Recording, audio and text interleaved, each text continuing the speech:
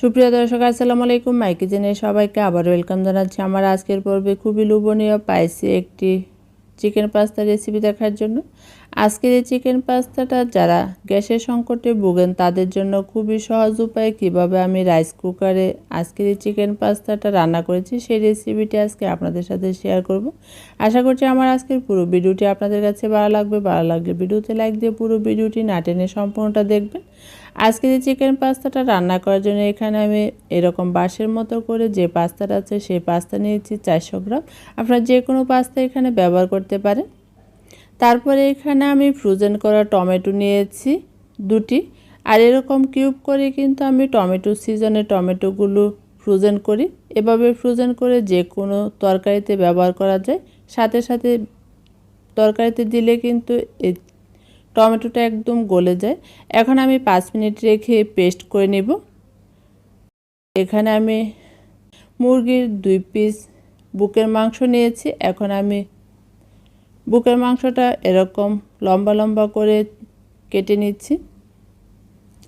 আজকে যেহেতু চিকেন পাস্তাটা রান্না করব তার জন্য চিকেনের পরিমাণটা একটু বেশি দিচ্ছি। আপনাদের পরিমাণ মতো চিকেনটা এখানে ব্যবহার করতে পারেন। আর চিকেনটা কিন্তু এরকম লম্বা সাইজ করে কেটে নিতে হবে। সবগুলো চিকেন কেটে নেওয়া হয়ে গেছে। এখন আমি ম্যারিনেট করার জন্য একটি বাটিতে নিয়েছি। বাটির মধ্যে প্রথমে 1 চা চামচ দিয়ে দিচ্ছি রসুন বাটা, 1 চা চামচ দিয়ে দিচ্ছি আদা বাটা, তারপর এখানে 1/2 চা চামচ সাদা গোলমরিচ গুঁড়া দিয়ে দিচ্ছি। আপনারা কালো গোলমরিচ গুঁড়াটা ব্যবহার করতে পারেন। 1 টেবিল চামচ সয়া সস দিয়ে দিচ্ছি। সয়া সসে যেহেতু লবণ থাকে তাই 1/2 চা চামচ লবণ দিয়ে দিচ্ছি স্বাদ মতো। এখন সব কিছু ভালোভাবে মিশিয়ে নিচ্ছি। খুব ভালোভাবে মিশিয়ে নেওয়ার পর এখানে আমি যেহেতু একটু স্পাইসি করব তার জন্য জালের জন্য এখানে 1 চা চামচ লাল মরিচ গুঁড়া দিয়ে দিচ্ছি। চিকেনের মধ্যে লাল মরিচ গুঁড়াটা ব্যবহার করার কারণে কিন্তু চিকেনের টেস্ট আরও বেড়ে যাবে। এভাবে মরিচ গুঁড়াটা ভালোভাবে মেশানো হয়ে যাওয়ার পর এখানে একটি ডিম দিয়ে দিচ্ছি। ডিমটা দেওয়ার কারণ হচ্ছে চিকেনটা যাতে একদম সফট থাকে আর পাস্তাটা যাতে একদম গ্রেভি হয় তার জন্য এখানে ডিমটা ব্যবহার করা। ডিমটা খুব ভালোভাবে মিশিয়ে আমি বাটিটা এক সাইডে সরিয়ে রাখবো ম্যারিনেট করে 20 মিনিটের মতো। এখানে আমি 3 কোয়া রসুন নিয়েছি। রসুনটা একদম কুচি করে নিচ্ছি। আমি এখানে 1 টেবিল চামচের মতো রসুন হয়েছে 3 কোয়া রসুন দিয়ে। তারপরে এখানে আমি মাঝারি সাইজের একটি পেঁয়াজ কুচি করে নিচ্ছি। এই পেঁয়াজটাও কিন্তু 2 টেবিল চামচ পরিমাণ হবে। আপনাদেরকে বুঝতে অসুবিধা যাতে না হয় তার জন্য পরিমাণটা বলে দিচ্ছি।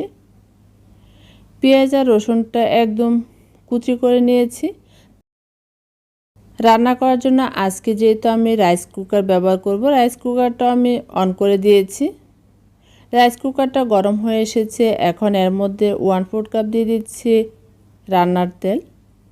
তেলটা যখন গরম হয়ে আসবে তখন কিন্তু এখানে চিকেনগুলো দিয়ে দিচ্ছি। ম্যারিনেট করা চিকেনগুলো ভালোভাবে সরিয়ে তারপরে আমি চিকেনগুলো ভেজে নিব।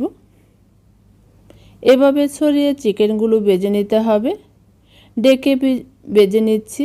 তারপরে এখানে চিকেন থেকে যে পানিটা বের হবে তা দিয়ে কিন্তু চিকেনটা ভালোভাবে সিদ্ধ করে ভেজে নিতে হবে। আমি উল্টে পাল্টে চিকেনগুলো ভেজে নিচ্ছি। আপনাদেরকে একটু বারবার দেখিয়ে দিচ্ছি। 6 থেকে 7 মিনিট এই চিকেনগুলো ভেজে নিয়েছি। এভাবে ডেকে ডেকে ভেজে নেওয়ার পর আপনাদেরকে দেখিয়ে দিচ্ছি এরকম যখন ভাজা ভাজা হয়ে যাবে তখনই কিন্তু চিকেনগুলো উঠে নিতে হবে। আর চিকেনটা কিন্তু দেখেই মনে হচ্ছে একদম সফট সফট হয়েছে। বাটির মধ্যে চিকেনগুলো উঠিয়ে নেওয়ার পর এখানে আমি আরও 2 টেবিল চামচ রান্নার তেল দিয়ে দিব। তেলটা গরম হয়ে আসার পর এখানে আমি প্রথমে দিয়ে দিচ্ছি রসুন কুচিগুলো। রসুন কুচিগুলো আমি 1 মিনিটের মতো ভেজে নিচ্ছি। যখন এরকম কিছুটা ব্রাউন কালার হয়ে আসবে তখন এখানে পেঁয়াজ কুচিগুলো দিয়ে দিব।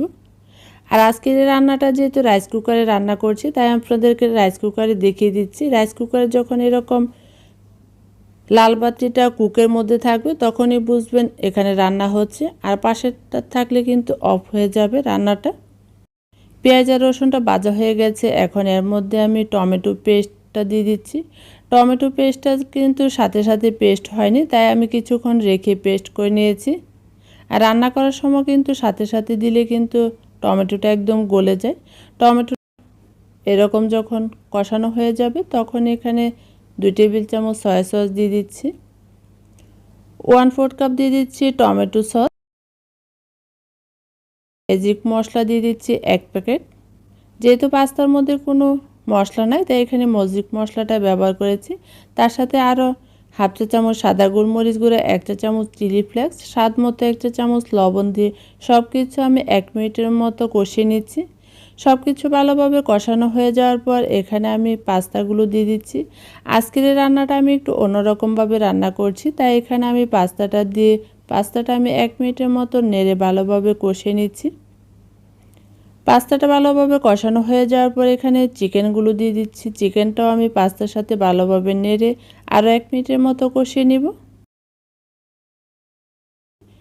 এভাবেই কিন্তু খুবই লোভনীয় একটি পাস্তা রান্না করা যায়। এখন আমি পাস্তাটা রান্না করার জন্য 1 লিটার পানি অ্যাড করেছি। 1 লিটার মানে 4 কাপ হবে। 400 গ্রামের জন্য 1 লিটার পানি ব্যবহার করেছি। এখন আমি নেড়ে চেড়ে তারপরে পাস্তাটা 10 থেকে 15 মিনিট রান্না করে নেব। কিছুক্ষণ পর পর আমি ঢাকনাটা উঠিয়ে নেড়ে আপনাদেরকে দেখিয়ে দিচ্ছি। 10 মিনিট হয়ে গেছে, এখন আপনাদেরকে পাস্তাটা দেখিয়ে দিচ্ছি। আর এখন কিন্তু দেখুন পাস্তাটা অনেকটাই হয়ে গেছে। আপনাদেরকে একটু চামচ দিয়ে দেখিয়ে দিচ্ছি, পাস্তাটা কিন্তু অনেকটাই নরম হয়ে গেছে। আর যে ঝোলটা আছে সেই ঝোলটা কিন্তু দিয়ে একদম পাস্তাটা সফট হয়ে যাবে আর একটু গ্রেভি হবে আজকের এই পাস্তাটা। এখন এর মধ্যে 1 চা চামচ অরিগানো দিয়ে দিচ্ছি। সব কিছুর ব্যালেন্স ঠিক রাখার জন্য 1/2 চা চামচ চিনি দিয়ে দিচ্ছি। চিনিটা কিন্তু আপনারা অবশ্যই ব্যবহার করবেন। তারপরে নেড়ে আরও 5 মিনিট রান্না করে নিচ্ছি। এভাবে রান্না করে যখন এরকম একটি গ্রেভি টাইপের হয়ে যাবে তখনই কিন্তু পাস্তাটা নেড়ে তারপরে আমি অফ করে দিব। অফ করে দিয়েছি। এখন দেখুন শুকিয়ে এরকম একটি গ্রেভি হয়ে গেছে। এখন পাস্তাটা আমি ডিশের মধ্যে ঢেলে নিচ্ছি। তারপরে এখানে টমেটো সস আর মেয়োনিজ দিয়ে পরিবেশন করে নিচ্ছি। দেখলেন তো কত ইজিভাবে আজকের এই পাস্তাটা রাইস কুকারে রান্না করে নিয়েছি। এখন আমি এই পাস্তাটা আপনাদেরকে একটু খেয়ে দেখিয়ে দিচ্ছি। এই পাস্তাটা কিন্তু যতটা পাইছি, যতটা সফট হয়েছে তার চেয়ে বেশি কিন্তু খুবই মজার হয়েছে। অবশ্যই কিন্তু আমাকে কমেন্ট করে জানাবেন আজকের এই রেসিপিটি আপনাদের কাছে কেমন লেগেছে। আবারও দেখা হবে অন্য কোনো নতুন রেসিপি নিয়ে। সে পর্যন্ত সবাই ভালো থাকবেন, সুস্থ থাকবেন। আপনাদের সবাইকে অসংখ্য ধন্যবাদ। আল্লাহ হাফেজ।